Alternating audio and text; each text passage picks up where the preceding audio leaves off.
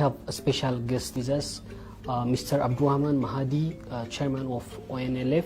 Speaking about Portugal, NEBA is not an independent institution. So there's no point for us to participate in an election when it's rigged already. If you go to Oromia, you see the banks, 90% people are working there are Oromos. If you go to Amhara, you see who people working in the federal offices everywhere. All of them are Amharas. Go to Somali state, 90%, 99% is people from the north. So if you think, just if we have this imaginary idea of one Ethiopia, it's not true. Go to Somali state, only the elite, few elites speak Amharic. They don't know the Amharic language. I don't know the Amharic language. I don't have any idea about it. I don't eat the same food, I don't take the same clothes, I don't have the same religion with many of them. So to become one, first of all, diversity has to be respected. Well, we have got doubts about this activist issue. Mustafa became very active when his brother was killed, not before that. For the last 27 years, the Somali people have been killed by daily basis. More than 50,000 are missing. Many women were raped. You know, did you hear about him before that? For the last 2-3 years? No, he was just, maybe he will write one article, something like that, but he was working for the UN enjoying. Hello dear viewers, this is Yasped on Ubuntu TV. We have a special program for you today. We have a special guest also here with us, Mr. Abdirahmaan chairman of Onlf. We are really pleased to have you here. Me too, this is a great privilege to come to your studio. Thank you. So let's get forward to our questions. Okay. Back in 2018, during the so-called reform, one of the breaking news, one of the hypes was your organization's decision to drop armed struggle and come back to the country and get registered in a lawful manner. But unfortunately, I don't think things are going well now. You dropped out of the election race. What happened? First of all, this is not the first time they opted for peace and to try to seek the rights of Somali people through peaceful means. In 1991, we did the same. We came back, and during the EPRDF, TPLF rule and the transitional period, we also participated in the election. We won about 87% of the votes. We built our first government, and within 2 years, we were provoked, and then the war happened, and it continued for 23 years. And then when the change came in Ethiopia, that change did not come simply. It took a long time. It took a different stages from those wars, all those conflicts through the popular uprising, which that was the final trigger of it. But all people in Ethiopia actually struggle against, the former regime.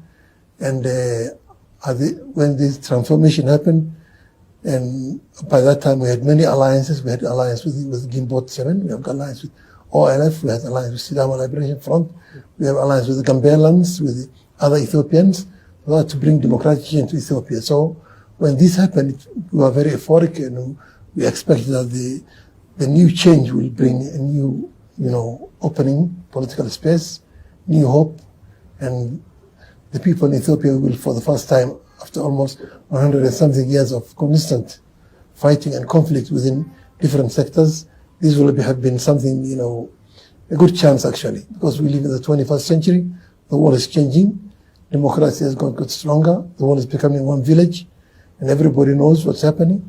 For example, in the early 60s, 70s, we thought only Somalis were being oppressed or we have this difficulty, but later as things moved through the information age, we now understood every Ethiopian in Ethiopia have got the same difficulty, whether they are in Oromia, in Amhara, or Sidama, or even Tigray. The normal people are always marginalized on the edge, footless, shoeless, without any public support. There's only these elitist groups at the center, which always use this big name Ethiopia to oppress the rest. So for us, it was a new beginning. So we hope, we all come together, build a new country where each nation's right is respected. So when we come back here, the first thing we did was decide to relinquish arms voluntarily, without anybody forcing us. We relinquished our arms. We demobilized our liberation army, and we had specific agreements with the Ethiopian government of that time. The first thing was that we will have our right to pursue our political right through peaceful means without any hindrance.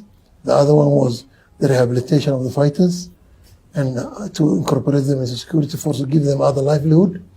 So we had the agreement was very, very concise, but there were also inner agreements. And what happened was when we came after the first 3 months honeymoon with these big galas of welcoming us, immediately we saw what was happening. The regional administration blockaded the opening of our offices. Our members started harassing. We consistently complained to the federal government. No action was taken. We decided that, since peace is very hard, very elusive, we should be patient. We swallowed many things. We followed the law of the rule, registered, and then we started exercising our political rights. But we had many impediments. And in 2019, November, we held our first Congress inside the country for almost 20 years. And where that was, I was elected before. I was a foreign minister and then Secretary General, then I became the chairman. Immediately, the regional administration declared war on Onlf. Because I was elected, they didn't like me. The current leader didn't like me. And he took away all the amenities given us before, the cars, everything. And immediately, he started investing in dividing the organization. We complained to this about Nebe, but nothing happened. And finally, when the election time came, the first test was the registration of the candidates. In the Somali region, there are 300 candidates, 23 for the, 24 for the, including Dirraba for the federal parliament, and 272 for the regional seats. So we went to the polls. We started to register for our candidates. They just refused our members to register. They either blocked them, they closed the offices, they did a lot of harassments. So we managed only to register 100 of our candidates. We wrote official letter to Nebe, and we brought all the evidence, video evidence. We were speaking to Madam Pertugan on an hourly basis. So Nebe actually looked into the issue and then decided, because they tried to influence people on the ground to stop what they were doing, but even she was insulted on some levels, like in Liban, personally. And what happened, Nebe decided to register our members in Addis Ababa. So 140 candidates were registered in Addis Ababa, and we lost almost 60 candidates through that process. We managed only to register 240 candidates. So that was the first test. And then the next one came when it came to the campaigning. Our members were either beaten, harassed. Some of our candidates were either bribed, given money. Some of them were put in detention. And we also complained to Nebe, some of them were released. And finally, we lost also another 15 members, our candidates, because either they were bribed or they were afraid. Their families were put pressure on. So they used every trick in the book to actually block us from exercising our political rights. Despite that, we persisted on in trying to be reasonable and see the next phase. So in March, beginning of May, the registration of the voters started. So the agreement was, and that's actually how the world does, registrations. We were supposed to have our agents on the ground. We were supposed to know how many cards were brought to the polling stations or the constituencies. We were never told that. We just saw the other day all the cards in the town being divided among houses of PP members.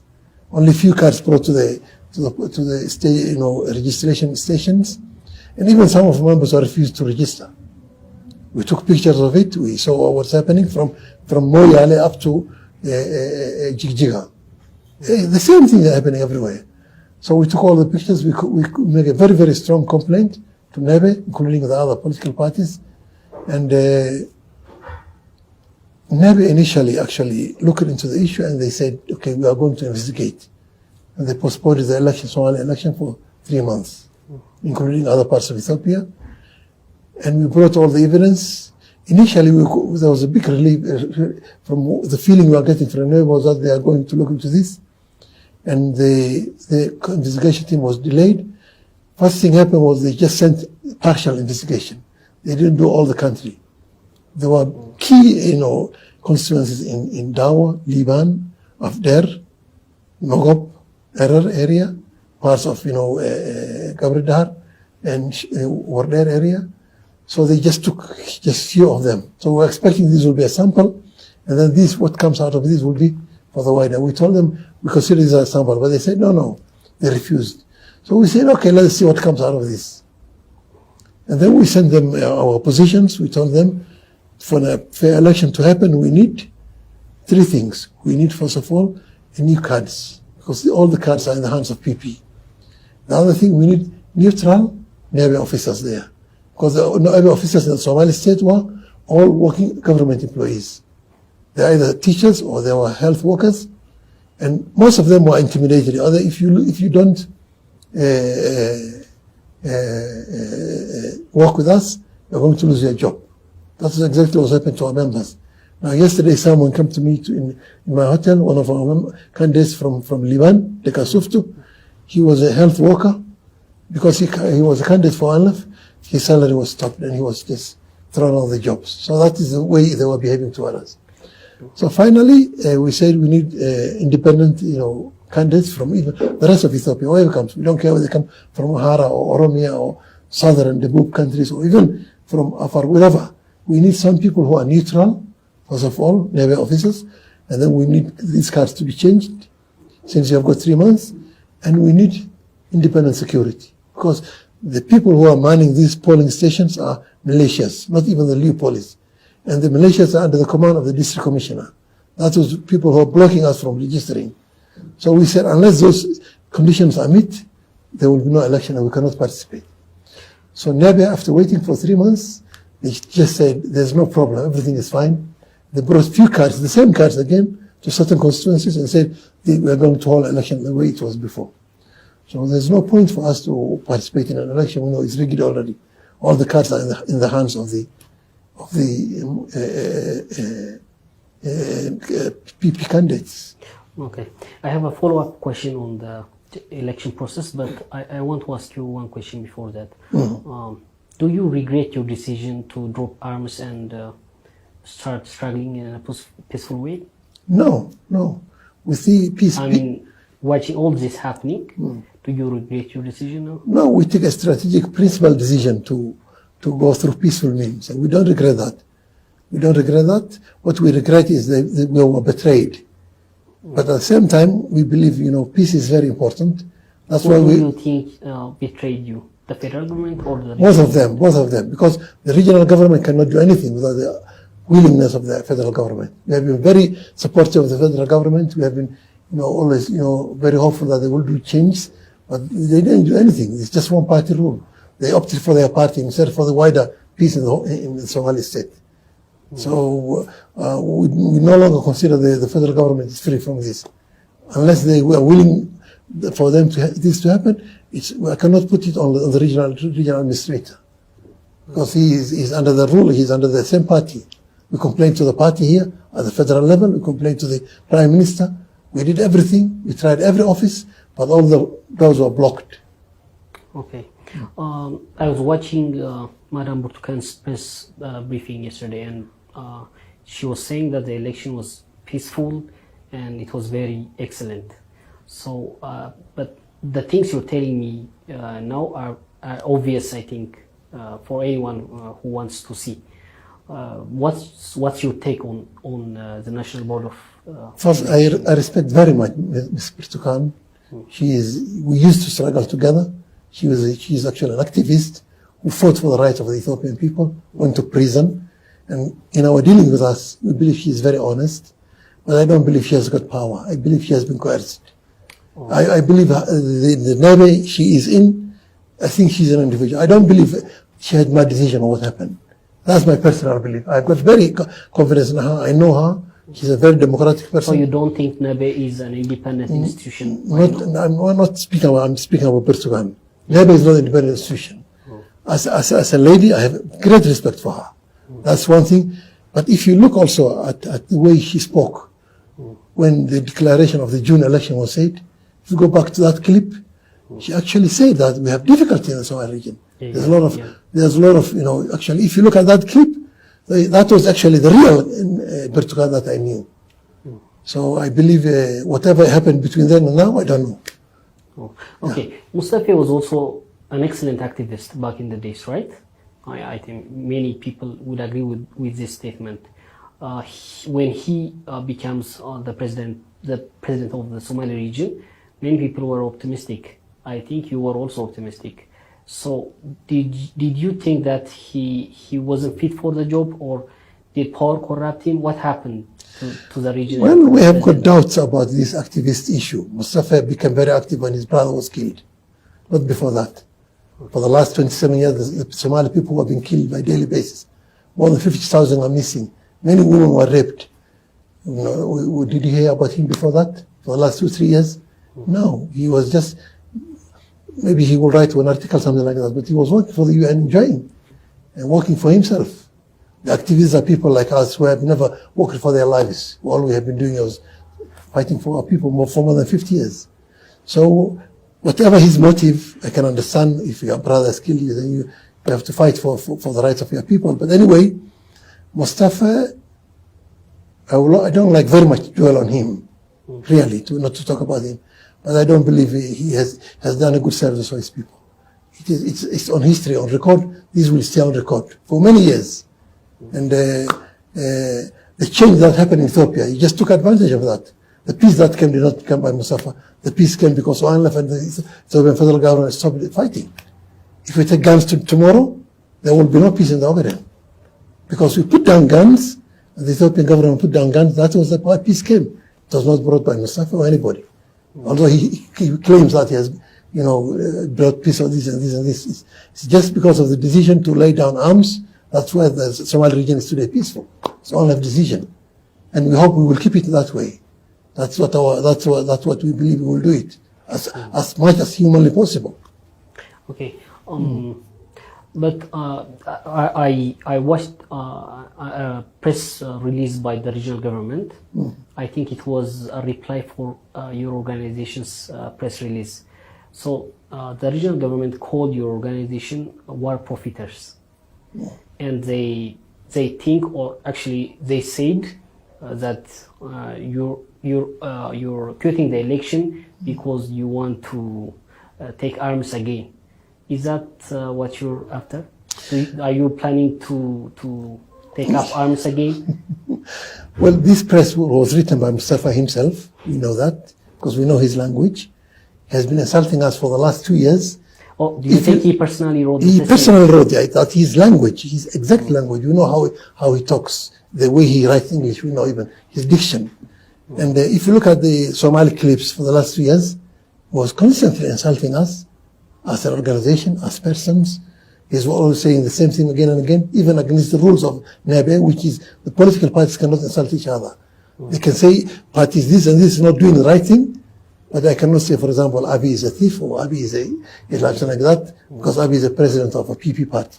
I cannot insult him personally, but I can say the PP party is not developing or is not really good for the country. But he has been personally insulting us as a party, as members of the party. So, he's breaking the rules of even the election rules and party rules. He was actually doing all these things. And this now press release is not a very decent, press release, because it's insulting. We just said I can complain about the election process. I can support someone taking a decision. I'm not insulting anybody, but he's personally insulting us. He's instigating us to go to violence. That's what he would like. That has been trying to do the last 2 years for us to take arms so that he can get an opportunity to hurt us. But we deny him that opportunity, and we hope we will deny him again that. So what's on the shelf for you now? I mean, if you're going to continue struggling peacefully, what are you planning to do now? Well, first of all, the whole Ethiopia is the same as us. There's a lot of issues within Ethiopia about these elections, about the whole about the fighting going on, about the future of Ethiopia. So we are part of that bigger bloc. We are not isolated. So for us as a party, there's a new challenge. There's a new challenge how to struggle peacefully against that antagonistic, regional administration. How to assert our rights without going to violence. That's a big challenge, and that's what we are trying to train our people, that we can struggle for our rights without resorting to guns. But it depends also on the other side. Because if you are being killed or put into prison or your members are being harassed, how much can the leadership contain the youth? That will be, depends also on the honors on the other side. But for us, we don't have any plans currently to go into an army struggle, and we hope that will be maintained. At least, still the agreement is intact, at least on the paper, on the paper. But for us, it's very challenging, especially among our rank and file. They feel that they have been betrayed. They feel this is not going to happen. They feel the right of the Somali people, especially the local people, to choose their leaders has been taken away from them. And that resentment, we don't know where it will go. Nobody can guarantee that. Yeah. Why do you think the federal government backed the Somali region, to do all this? Well, because at this time the federal government is in war and they don't want any trouble. They like status quo.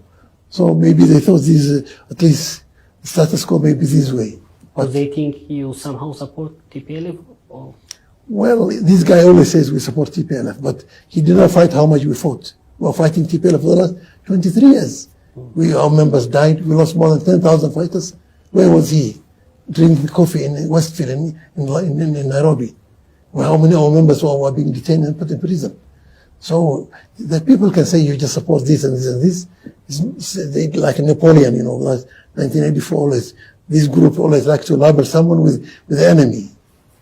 So we are not supporting anybody. We are struggling for the rights of our people.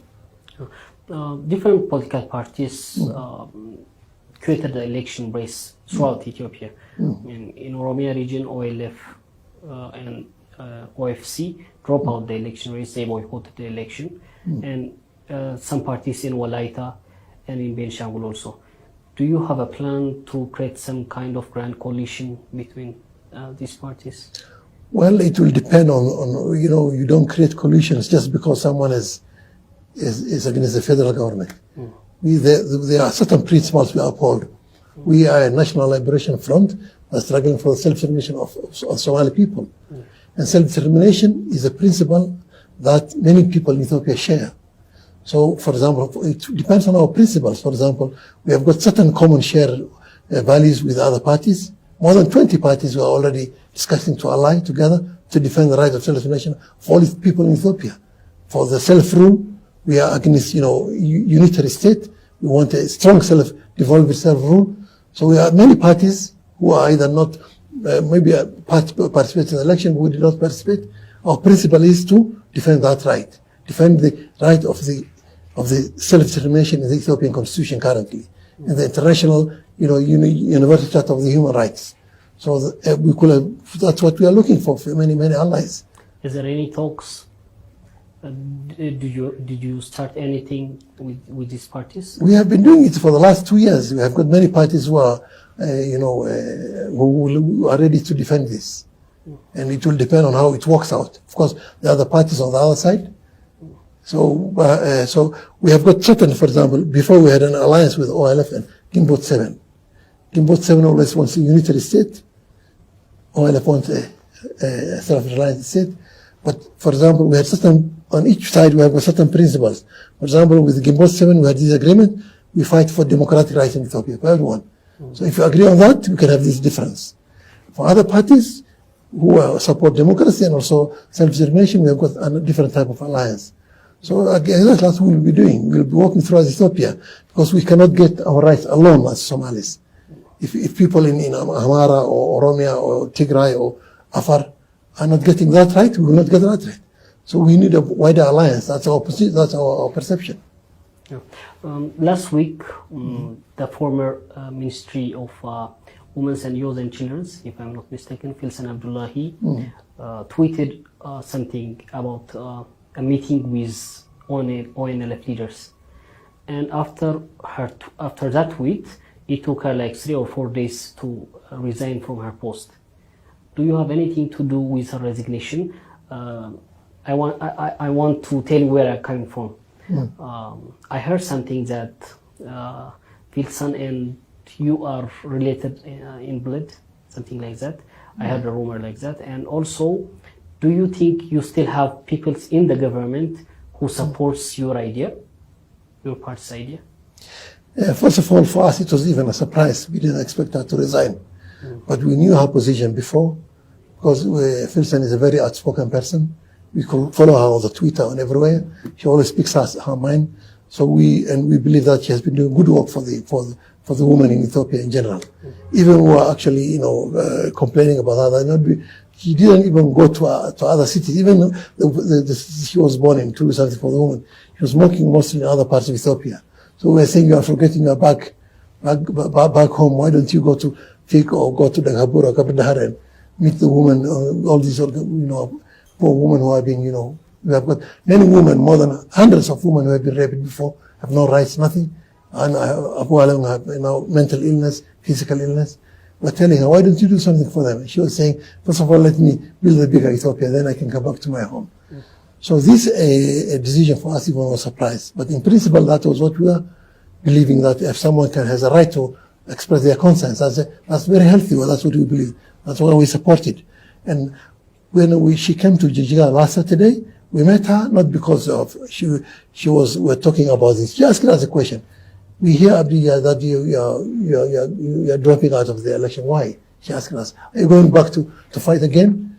She was saying, please don't do that. So she was advising us not to go to war on these things, maintain the peace. So that was a line of discussion. It was nothing about a resignation or about anything like that. As for this concept that she is close to me, that's the mentality of this regional administration. That's what they espouse. They want to divide Somali people into clans, tribes, something like that. It's very unfortunate. I am a struggler. I started one struggle for the Somali people when I was in the teens, 16 years old. And now I'm almost 60 and something. So I was fighting for all Somalis, not only Somalis, for all over the world.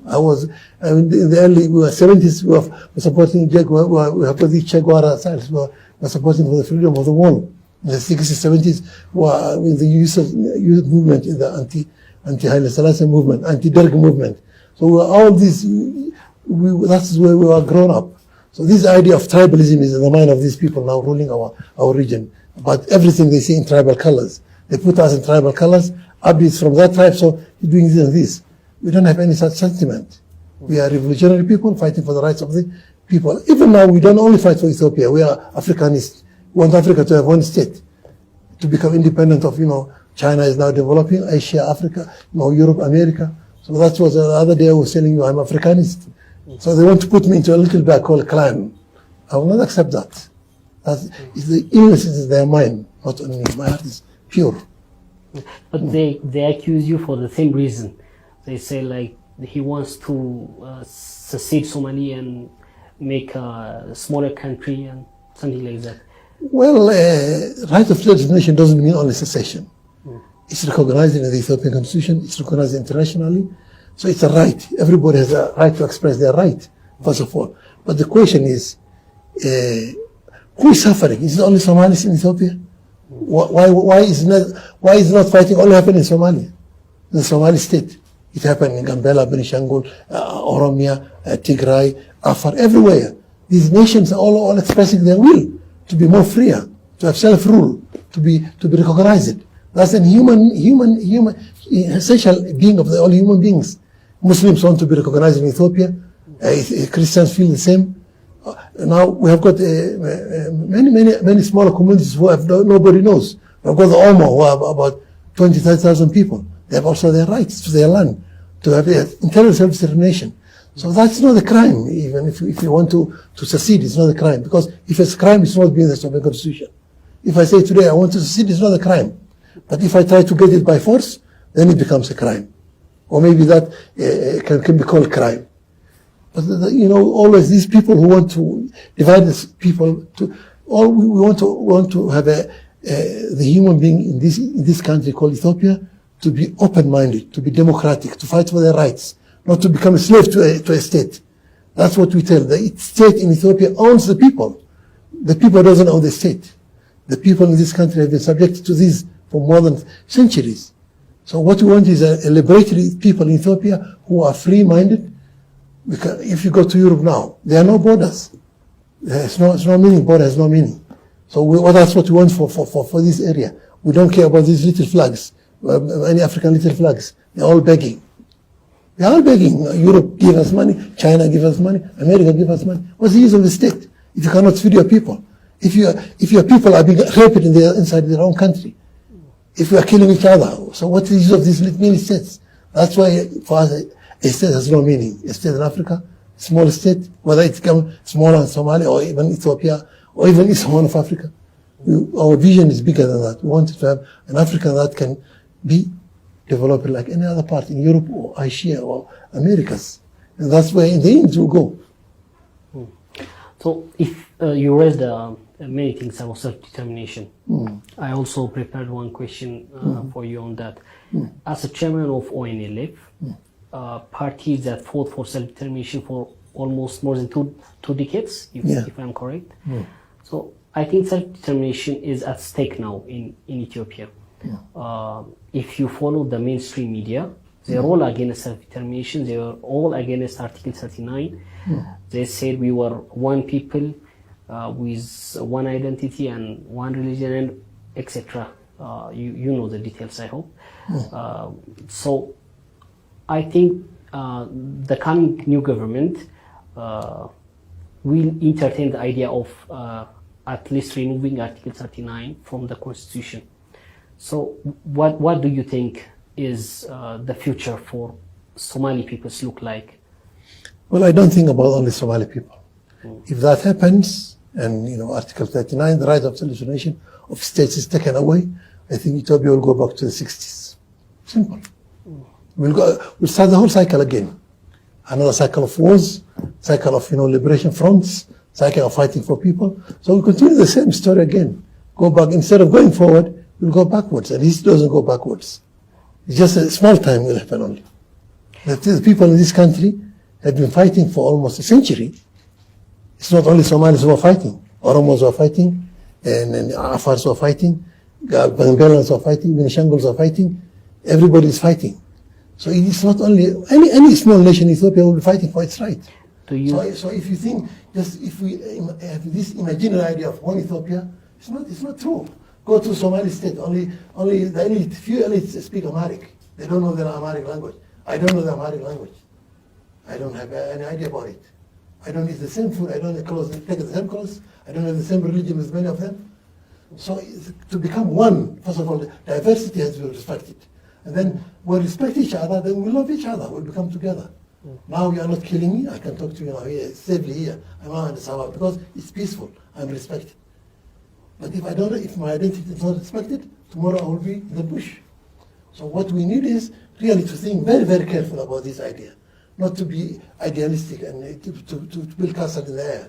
The Ethiopian people have fought 100 years to achieve a measure of self-determination.